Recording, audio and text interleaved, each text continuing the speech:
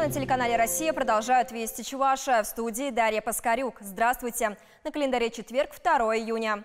Сегодня у выпускников 11 классов ответственный день. Через несколько часов ребята вновь сядут за парты для того, чтобы написать ЕГЭ по математике профильного уровня.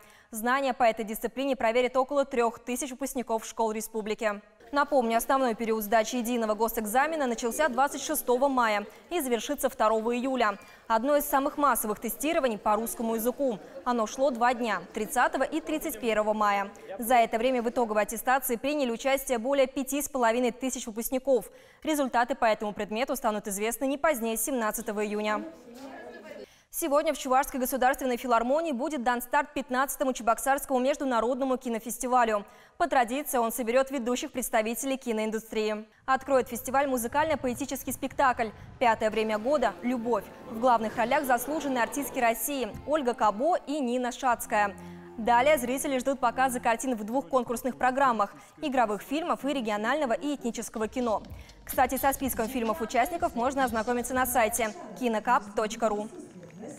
Крокодил Гена, Карлсон, почтальон Печкин. Думаю, эти мультипликационные герои знакомы многим. Их нам подарила киностудия «Союзмультфильм», которой в этом году исполняется 86 лет. Как работает студия сегодня и кто оживляет сказочных персонажей? Узнать это смогут юные жители Чувашии лично, побывав на экскурсии. Однако, чтобы отправиться в увлекательное путешествие, надо принять участие во флешмобе под названием «Ты мультгерой». Для этого необходимо сфотографироваться или снять видео в образе любимого героя из мультфильмов киностудии.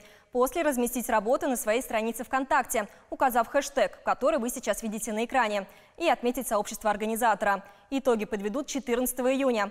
Авторы лучших работ смогут увидеть, как устроена легендарная киностудия изнутри. В УФСИН России по Чувашии прошла спортивно-поэтическая игра «Зорница». В ней участвовали дети сотрудников уголовно-исполнительной системы региона. За победу боролись 11 команд. Первый этап соревнований включал в себя спортивные состязания.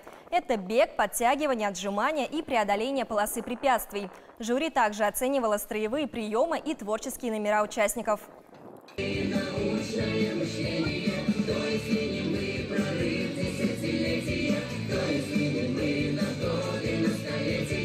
По итогам соревнований первое место заняла команда лечебно-исправительного учреждения номер 7. Уже в эти выходные жители и гости столицы Чувашии смогут отправиться в Заволжье на трамвайчиках. Рейсы планируют открыть в субботу, уточняют в столичной мэрии.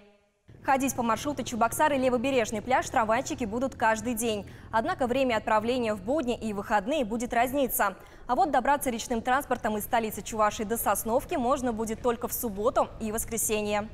Таковы вести к этому часу. Желаю вам хорошего дня. Оставайтесь на телеканале «Россия».